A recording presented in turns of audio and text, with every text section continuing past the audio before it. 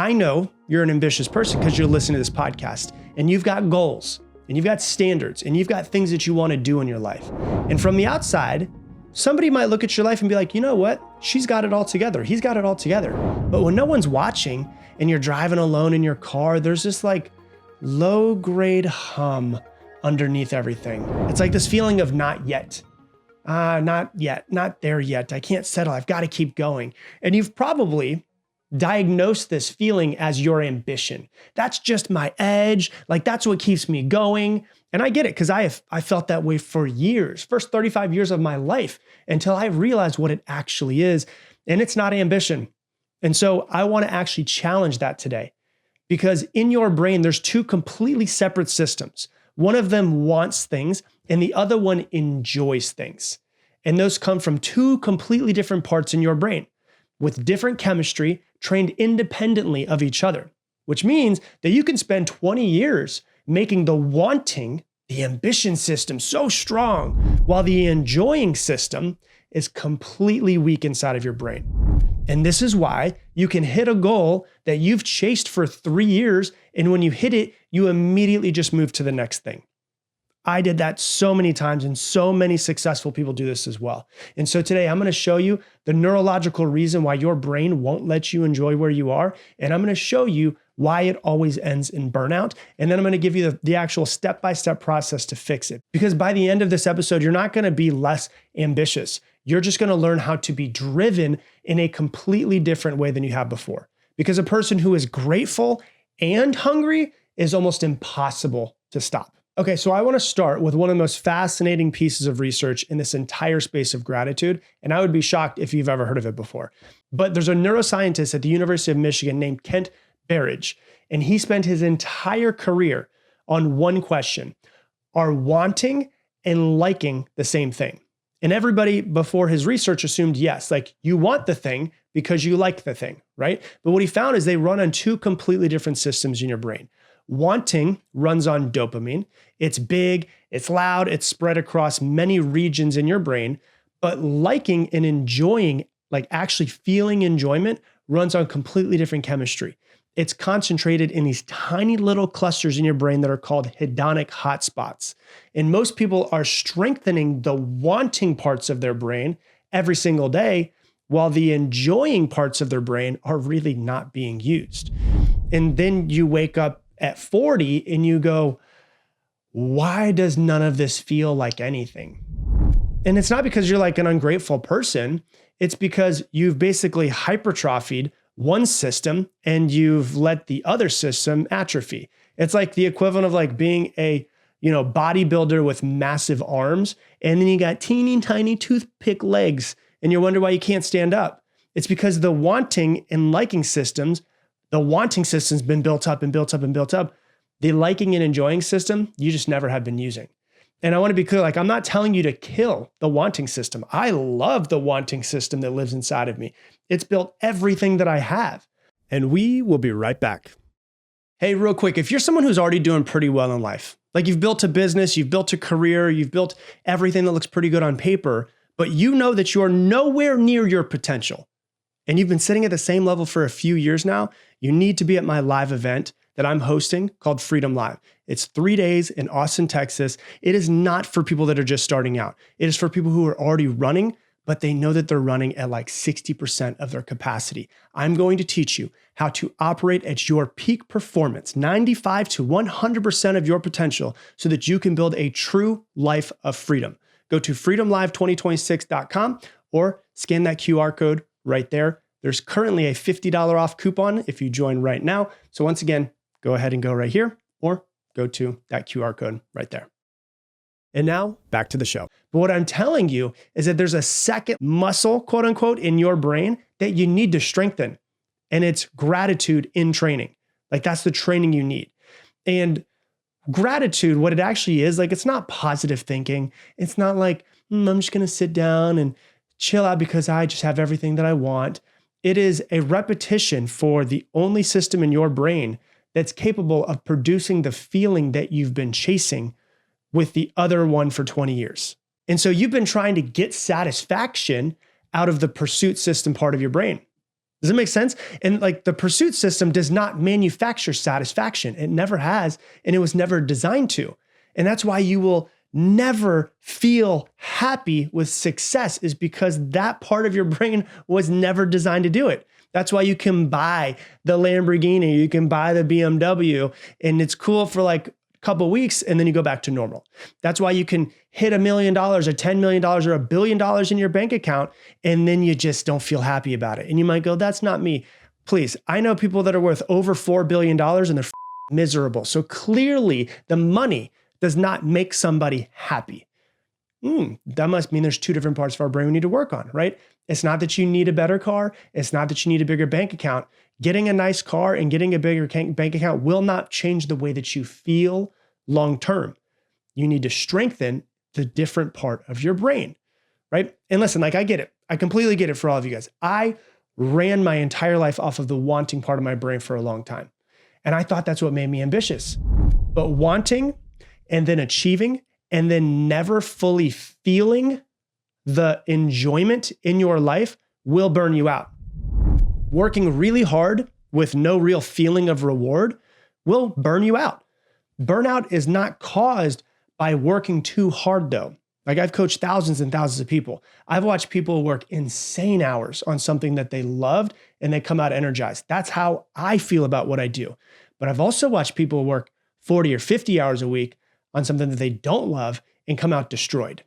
The difference wasn't the workload, it's how much they are enjoying and getting enjoyment out of what they're doing, but also what they're achieving, and how much they're letting themselves feel the gratitude for their lives, for their achievements, for their challenges, feeling gratitude for the challenges, feeling gratitude for the losses, for everything. You know, people think gratitude is soft. Gratitude is not soft. Gratitude is strategic in the brain. I'm going to explain to you what I mean by that. Because the more I can feel gratitude for everything that I have, the more that I want to build an even more incredible life to be grateful for. And when I push and I hit a goal and I succeed, and then I allow myself to truly feel that gratitude, my brain releases dopamine. And my brain goes, damn, like that felt great. Let's do it again. And it wants to keep achieving. And this is why dopamine is a chemical of motivation. It wants to keep achieving more of what gave it dopamine in the first place. So if you never truly enjoy your successes, you don't get the dopamine. And then you don't want to keep achieving more. So as I actually said, gratitude in this case is a very strategic thing. It's not like a soft little mushy woo-woo thing. Like let me shift gears for a second. I want to tell you something that I believe, right? And you can take it or leave it. But I believe that there's something running this whole world that we live in, right? You can call it God, you can call it universe, you can call it source, whatever you want to call it. I really don't care what words you use. But I've come to believe, and I have a deep-seated belief in this, that it operates on stewardship. And if you think about it practically, it makes sense. Imagine you gave somebody a small team to manage in your company, and every day, all they did was complain. Like, oh, my team's not big enough. And, I can't do what I want because our budget's not big enough. And nothing's ever right. And my salespeople's numbers aren't where they should be. Like if they're constantly complaining about the small team that you gave them, would you ever give them a bigger team? Hell no. Of course you would not. And it's not because you're punishing them. It's because they can't even handle the small team.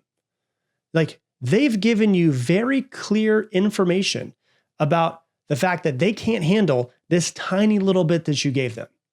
And so if you gave them more resources, I guarantee they would still complain with more. That's like exactly how I think life works out.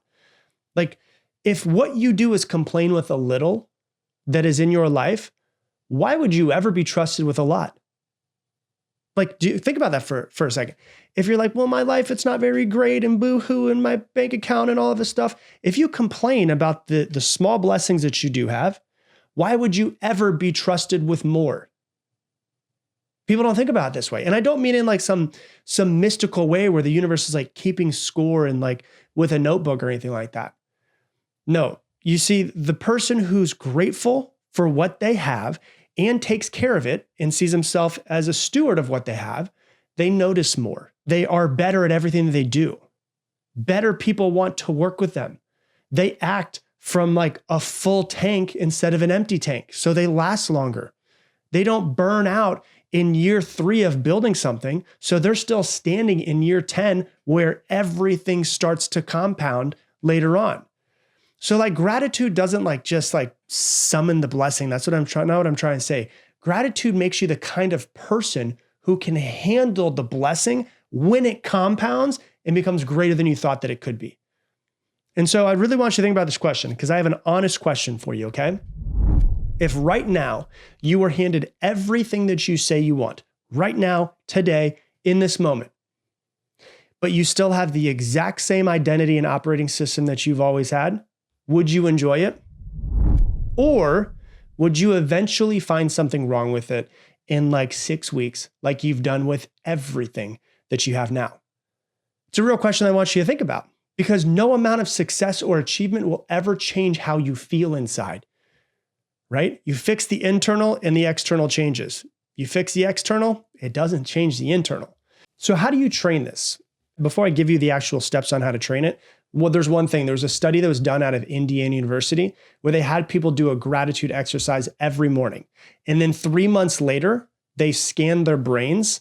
They found out that the people who had the gratitude group showed a greater activity in the medial prefrontal cortex. That's the part of your brain that gives things meaning, which means that gratitude actually changes your brain. So gratitude is not like fluffy stuff. It's an actual practice. It's mental training to change your brain. So let me give you the step-by-step process. The first one is this. Get specific. And I mean like painfully specific. Most gratitude practices fall short because people are like, and they just take like a bucket of life. I'm grateful for my family. I'm grateful for my health. I'm grateful for my job. Like those are like categories in life. And your brain has heard my family 10,000 times. So I want you to go like more granular. You could say, I'm grateful for my son. Yes. But you can even go more granular than that. I'm grateful for the specific way that he says words wrong that I know he's going to grow out of in a few months. I'm so grateful for how fucking cute it is when he wants to say crackers and he says coggies instead. I'm so grateful for when my son wants to say avocado and he says kapu, right? Like that. I'm so much more, I'm even like feeling good about that right now, thinking about how he does that, right? So the more detailed that you can be in your gratitude, the better. That's number one. Number two, I want you to catch the complaint and convert it, okay? You can't stop your first thought, but you can always change your second thought, right? And so this week, I want you to catch yourself complaining. You will do it. And don't shame yourself for it. Just ask yourself one question when you complain. What in this exact situation would I miss if it was gone? Right? So let's say like you're stuck in traffic. What in this exact situation would I miss if it was gone? Well, if my car was gone, like I'm really grateful actually that I do have a car because a lot of people don't have a car, right? Okay, there's something I can be grateful for. Like let's say you're slammed at work, right? What in this exact situation would I actually miss if it were gone? If my job were gone, like people want to make the amount of money that I make, or some people just want a job. So I'm grateful that I do have a job and I can pay my bills, right? Or like your kid is being crazy because we know kids can be crazy. What in this exact situation would I actually miss if it were gone? Your kid is alive. Your kid is in the house. Your kid is healthy. So much to be grateful for in that moment. So we can take our complaints and by asking ourselves that question, completely change the way that we feel. And you're not lying to yourself about anything. You're just refusing to let your brain run old patterns of complaining when there's something right in front of you can be grateful for, right? And you're choosing to get stronger in the gratitude parts of your brain. You're finding gratitude, right? So that's number two. Number three, last one, terminated inaction. This is where like what separates gratitude from like passivity. Every time you get grateful, close it with a question.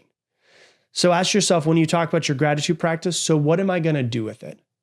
Right? So let's say you're grateful for the fact that you are so healthy right now. What am I going to do with it? I'm going to go use my body, right? I'm grateful for my business. Okay, so what am I going to do with it? I'm going to go serve a client better today.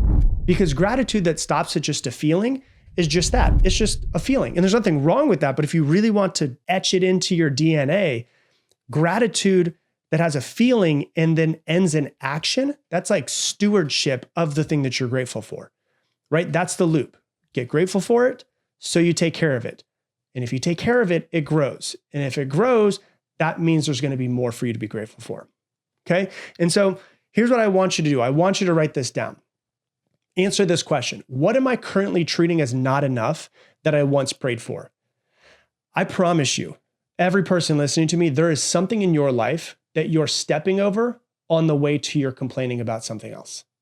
There's a version of you 5 years ago, 10 years ago, 20 years ago, who would love to have something that you have now. Question number 2, if nothing external changed for the next 12 months, what would I have to change inside of me for that to be a good year? Whatever comes up for that one, that's the actual work. Because you're not unhappy because your life is too small. I promise you that. You're unhappy because you've spent so many years training the part of your brain that chases, and you have spent no time at all on the part of your brain that feels gratitude. And the more that you do gratitude, the more that part of your brain actually starts to strengthen. You can fix it. It's like a muscle, but you just never really went to the gym for that one. And when you fix it, you don't get soft. You don't lose your edge. You don't lose your ambition. You become somebody who can outwork everybody else because now you're not running from past trauma, and that's what gives you your quote unquote ambition. You're running because you're grateful and you want to create even more things to be grateful for. Because when you achieve the things that you're working towards and you allow yourself to actually feel it, you'll be more excited to actually run and go get that thing. Because in all honesty, if we're building these lives, what's the point of building a beautiful life if you don't actually truly let yourself enjoy it? Hey, thanks so much for watching today's video. If you love this video, click this one right here. This is the one that you need to watch next. And if you want to make sure you don't miss any more of these episodes, click that button right there. Make sure you subscribe and check out the next one.